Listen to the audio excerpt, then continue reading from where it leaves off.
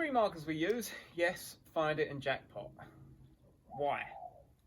There's some reasons why we use these types of markers. So it's very specific to the dog with what they're going to get and where they're going to get it.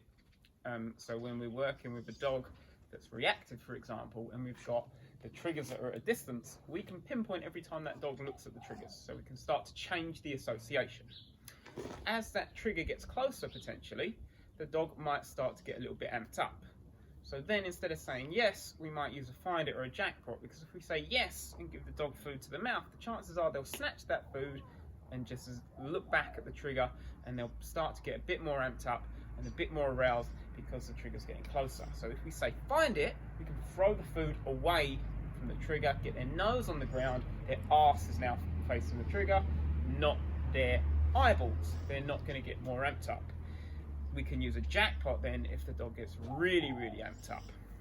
And generally when I'm working with reactive dogs or highly aroused dogs, I use a lot more jackpots and find it initially, for those reasons.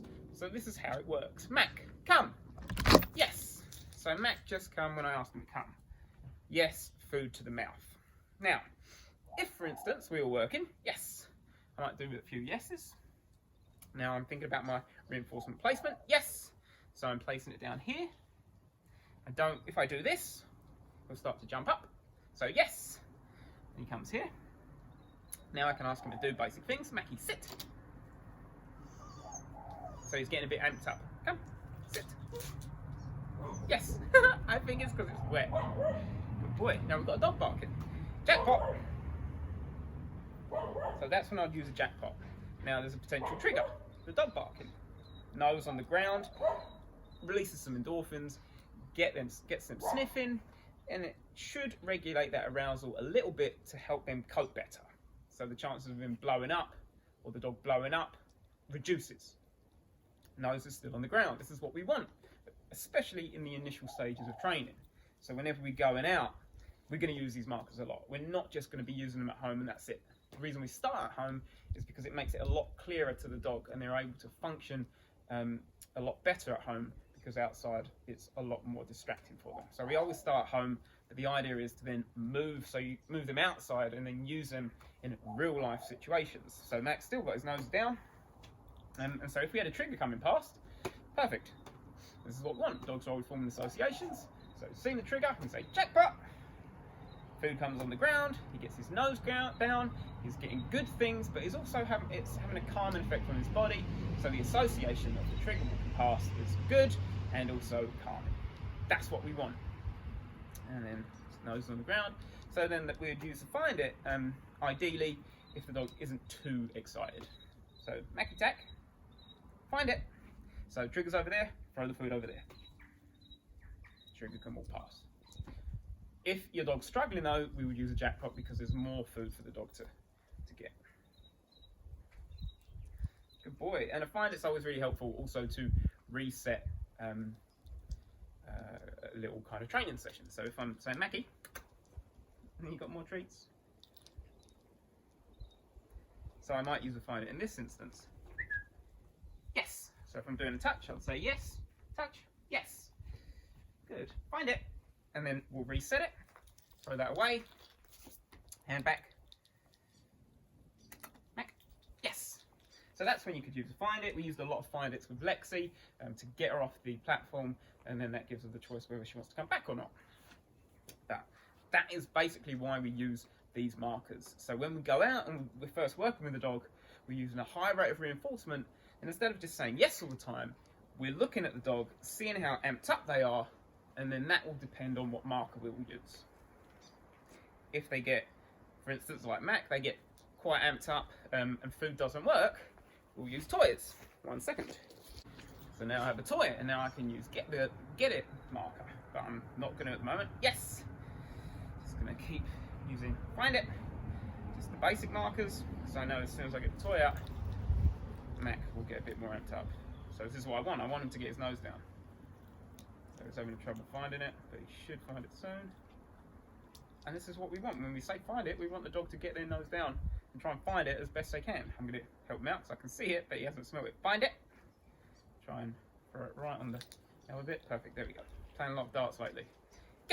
and then we can use the toy. Good boy. If we need to. So, for instance, if you jackpot and you find it aren't working because your dog's just too amped up, that's when we're like, all right, you've got adrenaline going through your system. You can't remain still and calm. Channel that energy elsewhere.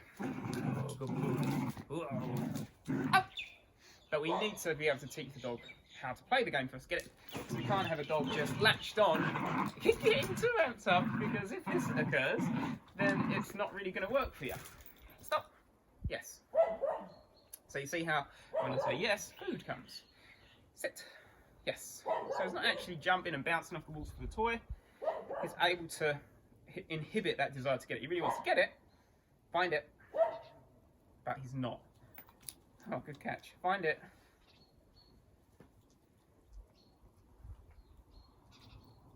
Get it. Good boy. Oh. Jackpot. So when we need the dog to chill or regulate that arousal bit, that's when we use the jackpot.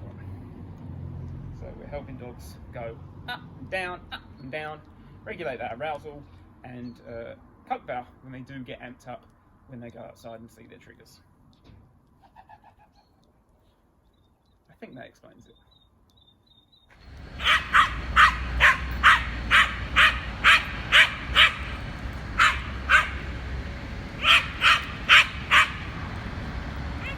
Get it.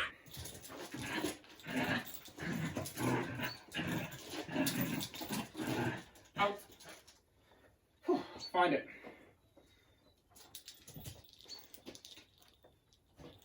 Mac. Yes. Jackpot.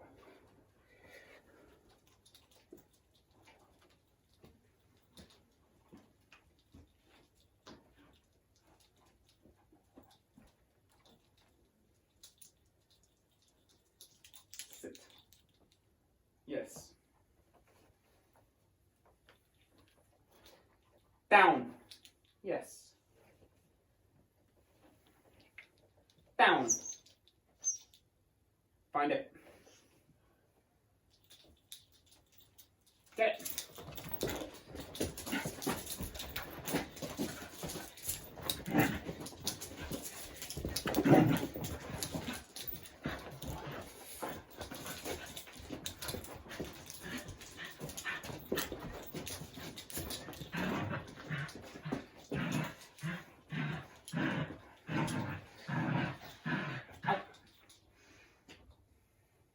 Yes.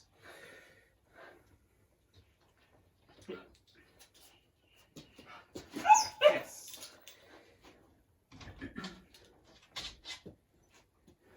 Yes.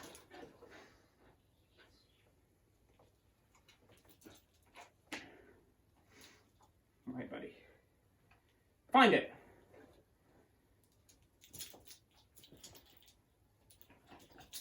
Find it.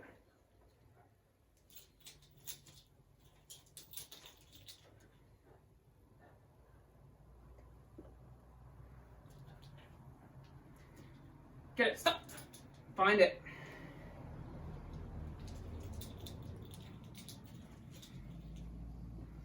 Get it.